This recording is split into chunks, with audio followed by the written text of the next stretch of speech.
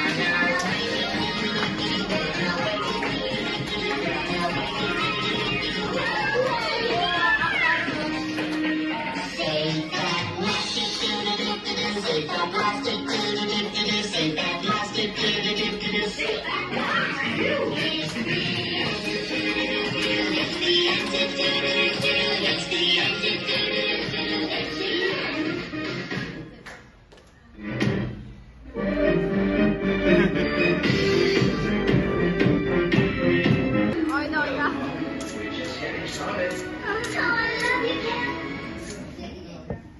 Alkışlayırıq. Alberto dükkanı bugün açılış elan edir. Düz Elmlər metrosuna yakın bir ara. Gözlüğün bir dəqiqə. Hazırsınız? Hazırsınız? Hayırlı olsun, tortumuzu kestik. Bir de. Biraz tuzu azdı.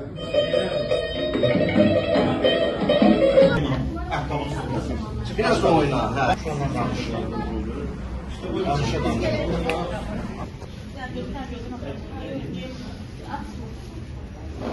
İkisi birden giyeceksin.